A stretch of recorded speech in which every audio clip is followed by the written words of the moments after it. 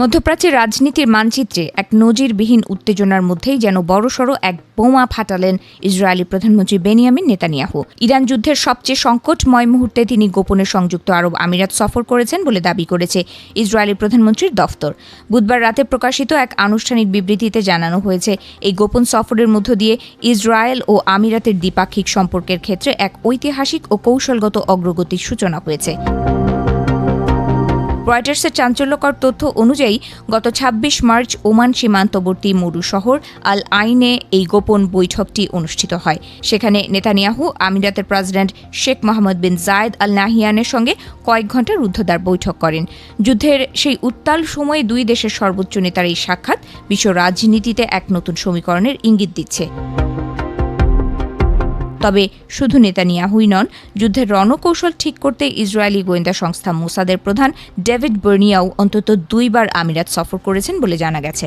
সামরিক পদক্ষেপগুলো যাতে নিখুঁতভাবে সমন্বয় করা যায়, সেজন্যই এই উচ্চ পর্যায়ের গোপন আনাগোনা চলছিল। প্রভাবশালী সংবাদ মাধ্যম দ্য গার্ডিয়ান এই ঘটনাকে পশ্চিম এশিয়ায় এক শক্তিশালী জোটের মাইল ফলক হিসেবে অভিহিত করেছে। ইসরায়েলে নিযুক্ত মার্কিন রাষ্ট্রদূত মাইক হাকাবির বক্তব্য এই জোটের গভীরতাকে আরও স্পষ্ট করে তুলেছে। তিনি জানিয়েছেন, যুদ্ধের সময় ইসরায়েল তার অত্যাধুনিক আয়রন ডোম প্রতিরক্ষা ব্যবস্থা দিয়ে আমিরাতকে সুরক্ষা দিয়েছে। শুধু প্রযুক্তি নয়, সেই আকাশ প্রতিরক্ষা ব্যবস্থা পরিচালনার জন্য ইসরায়েলি সামরিক বিশেষজ্ঞদেরও আমিরাতে পাঠানো হয়েছিল। হাকাবি এই সম্পর্ককে অসাধারণ বলে বর্ণনা করেছেন। এত সব দাবির ভিড়ে সংযুক্ত আরব আমিরাত অবশ্য পুরো বিষয়টিকেই সরাসরি অস্বীকার করেছে। আমিরাতের পররাষ্ট্র মন্ত্রণালয় থেকে বলা হয়েছে, নেতানিয়াহুর সফরের এই খবরটি সম্পূর্ণ ভিত্তিহীন। তবে কূটনৈতিক মহলে গুঞ্জন রয়েছে যে পর্দার আড়ালে সম্পর্ক এতটাই ঘনিষ্ঠ হয়েছে যে আমিরাতও ইরানের তেল স্থাপনা ও শোধনাগারে গোপনে পাল্টা হামলা চালিয়েছে। বিশ্লেষকরা বলছেন, ২০২০ সালের আব্রাহাম অ্যাকর্ডসের পর থেকে আমিরাত ও ইসরায়েলের এই ঘনিষ্ঠতা এখন এক পূর্ণাঙ্গ সামরিক জোটে রূপ নিয়েছে। এর মাধ্যমে সংযুক্ত আরব আমিরাত তার প্রতিবেশী দেশ সৌদি আরবের থেকে সম্পূর্ণ আলাদা ও স্বাধীন এক পররাষ্ট্রনীতির পথে হাঁটছে। চলতি মাসে তেল উৎপাদনকারী দেশগুলোর জোট ওপেক থেকে বেরিয়ে যাওয়াও ছিল সেই স্বতন্ত্র অবস্থানের এক বড় প্রমাণ। ইসরায়েল ও আমিরাত উভয় দেশই বর্তমানে ডোনাল্ড ট্রাম্প প্রশাসনের অত্যন্ত ঘনিষ্ঠ মিত্র হিসেবে পরিচিত।